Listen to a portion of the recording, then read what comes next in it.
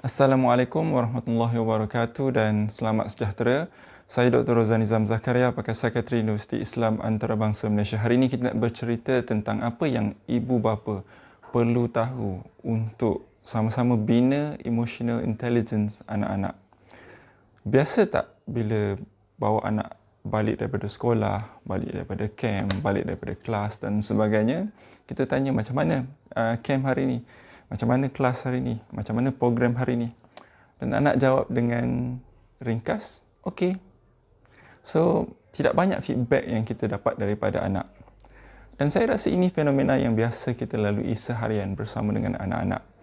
Dan kita mungkin perasan anak-anak kita kurang bersifat reflektif. Kurang mampu untuk bercerita kembali apa yang mereka lalui, apa yang mereka rasa, apa yang mereka dapat daripada pengalaman yang mereka lalui sehari-hari. Walaupun ia mungkin pengalaman yang ringkas, pengalaman yang pendek, tapi kita kadang-kadang tertanya-tanya apa yang melekat dalam fikiran, apa yang memberi kesan kepada diri mereka daripada apa yang mereka lalui.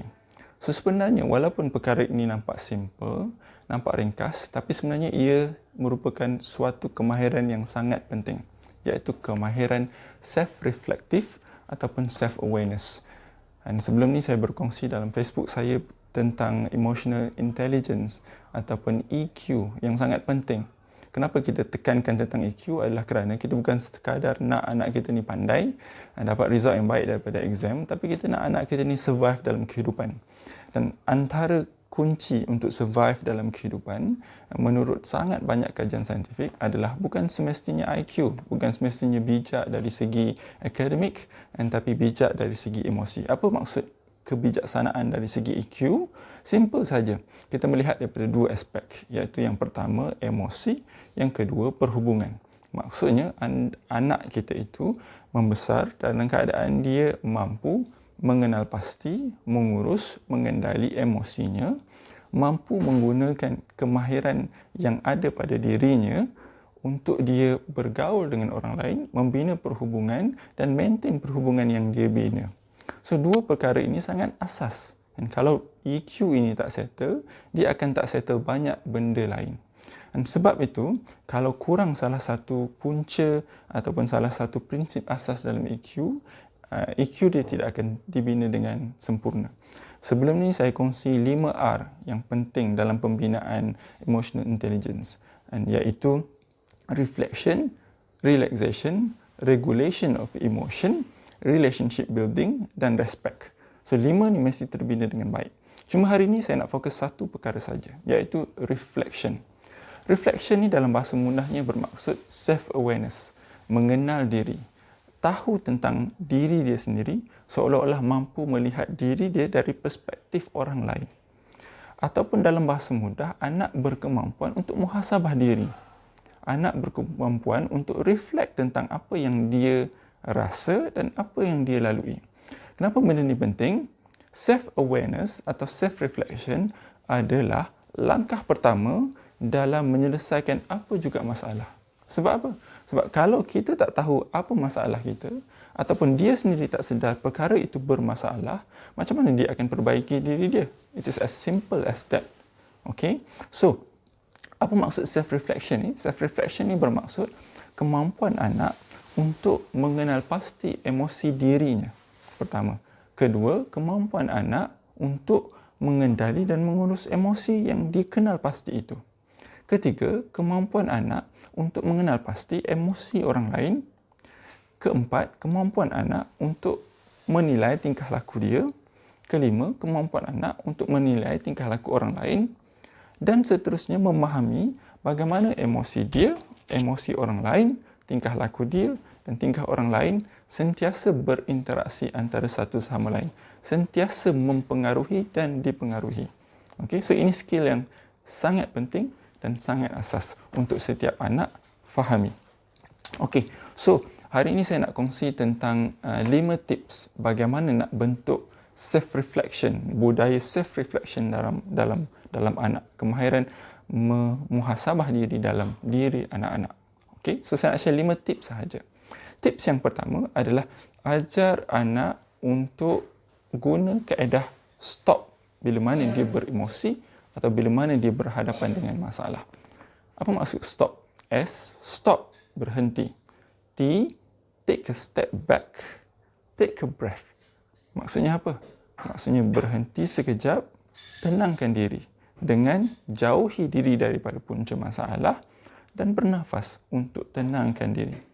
O, observe. Nilai balik apa yang berlaku ni. Kenapa sampai jadi macam ni? P, then only baru proceed mindfully. Meneruskan apa pun aktiviti sebelumnya dalam keadaan yang lebih tenang dan lebih rasional. Contohnya, anak buat satu aktiviti, tak dapat, tak jadi, dia mengamuk, dia marah. And so kalau dia teruskan, dia akan escalate into problem yang lebih besar. So ajak anak untuk tenangkan diri dengan stop, berhenti, pergi tempat lain, take a breath, fikir balik apa yang berlaku, bila dah tenang, baru kembali.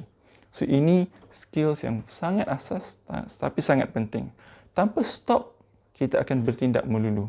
Sebab tu bila dah besar, dia jadi seorang yang mungkin panas baran, atau dia jadi seorang yang very impulsif. Bergaduh sikit, terus break up. Bergaduh sikit, terus tinggalkan. Tak puas hati sikit, terus quit. So ini benda yang kita tak nak berlaku. Yang kedua adalah galakkan anak untuk self-reflection. Melalui apa? Melalui cara kita berinteraksi dengan anak. So budayakan bertanya persoalan-persoalan yang buat anak berfikir. Contohnya, bila anak balik sekolah, jangan terus tanya, belajar apa hari ni? Dia tidak menggalakkan anak untuk self-reflection. Dia sekadar mengajak anak untuk report kembali. So, mungkin kita mula budayakan soalan-soalan yang buat anak berfikir. Contohnya, bila anak balik, kita tanya, cuba cerita dekat babah, apa 3 perkara yang membuat kakak gembira hari ni? Ataupun boleh tak kakak tunjuk ataupun kakak ceritakan 3 benda yang kakak buat hari ni yang buat orang lain gembira. So, soalan ini nampak agak kritikal, soalan yang mungkin nampak agak susah, tapi kalau kita budayakan dan biasakan, anak-anak akan start mula berfikir bahawa all of those matters, semua itu adalah benda yang sebenarnya penting.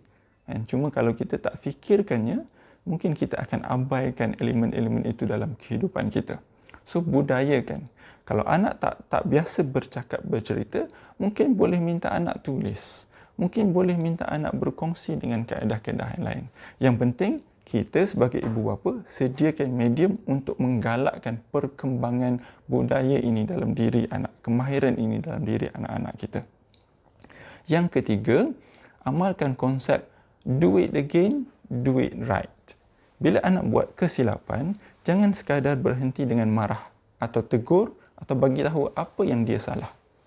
Budayakan, pertama, tanya anak, apa yang dia rasa salah dengan apa yang dia buat. Instead of kita terus bagi tahu, kita nak anak kita berfikir. Kedua, kita cakap dekat anak kita, now you have done something wrong, anda dah buat satu kesilapan, baba, ayah, ibu, umi, abi nak bagi satu lagi peluang. Betulkan balik. So, macam mana nak buat cara yang betul? So, anak bukan sekadar berfikir, tapi anak belajar untuk perbaiki kesilapan. Contoh, anak beri kita suatu barang dalam keadaan yang sangat kasar.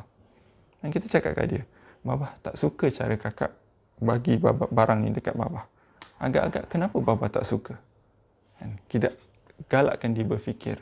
So, bila dia dah dapat, cara itu kurang sopan, dan kita okey, kakak ambil balik ni, sekarang kakak bagi semula dekat Baba dengan cara yang lebih baik.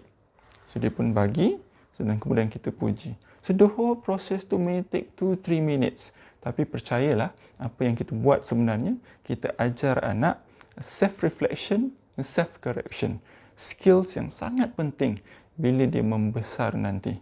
Bila dia dah start masuk universiti, hidup berdikari, bila dia start ada dia punya own relationship, bila dia jadi bos, bila dia jadi bertanggungjawab terhadap perhubungan dengan orang lain, kehidupan orang lain, semua skills ini sangat penting. Yang keempat, puji anak. Dan ini penting. Tapi syaratnya bukan puji kebaikan dia, bukan puji kecantikan dia, bukan puji kehebatan dia, tapi puji tingkah laku dia. Jadi setiap kali anak buat sesuatu yang baik, dan sebut pada anak. Apa perbuatan baik yang dia buat yang kita rasa wajar dipuji. So, contohnya, Baba suka apa yang kakak buat hari ni. Dan sebab kakak berusaha, walaupun tak berjaya, tapi usaha kakak tu buat Baba sangat gembira. Jadi dia start berfikir, apa yang baik, apa yang kita suka, bukan diri dia, tapi usaha dia itu. Jadi dia akan berusaha setiap kali untuk dapatkan pujian, bukan sekadar untuk mengekalkan status diri dia yang disukai itu. Alright, yang terakhir, dan kita setiap daripada kita ni memiliki unit keluarga kita masing-masing. Jadi cuba budayakan dalam keluarga kita semua yang saya sebutkan tadi. Kita sebagai ayah, ibu dan bapa mesti lakukan self reflection ni dalam diri kita juga, dan supaya anak model tingkah laku kita. Dalam musim kita banyak spend masa dalam keluarga ni, lepas solat contohnya, sambil makan contohnya, dalam kereta contohnya, dan sekali-sekala kena throw this question.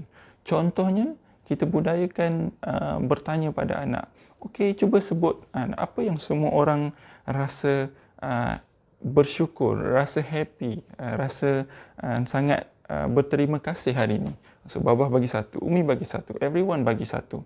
So, bila kita sentiasa budayakan self-reflection dalam keluarga kita, anak takkan rasa pelik untuk self-reflect diri dia sendiri. Dan sebab ini budaya keluarga dia. Ini budaya yang ibu dan ayah wujudkan sejak dia dari kecil. So, insya-Allah, 5 tips mudah ini kita cuba budayakan. So, untuk yang follow Facebook saya, discussion Facebook saya, untuk video penuh tentang 5R, boleh pergi ke Facebook saya dan Facebook Live saya cerita tentang 5R ni dalam siri kedua Psikologi Abi dan Umi. Dan untuk yang nak start, yang tak tahu nak start mana, kita sediakan lembaran kerja ataupun aktiviti yang ibu bapa boleh print dan kemudian buat bersama-sama dengan anak. Lembaran kerja yang kami sediakan ini hasil daripada idea Cikgu Asmadi dan juga saya sendiri, yang kami beri secara persuma untuk anda semua. Boleh dapati link dia di Facebook saya, boleh print out, duduk bersama dengan anak, biar anak buat, dan kemudian kita gunakan apa yang anak tulis tu untuk berbual and start this conversation dengan anak tentang self reflection. So, insya-Allah bila settle self reflection, kita akan mula langkah untuk R yang lain, dan akhirnya kita bina EQ anak kita. Sama-sama kita doakan moga-moga keluarga kita membesar dengan anak kita bukan sekadar bijak dari segi akademik, tapi juga bijak secara emosi, dan semuanya bermula daripada anda, Abi dan Umi di luar sana. Sama-sama kita amalkan. Sekian. Assalamualaikum warahmatullahi wabarakatuh dan Assalamualaikum.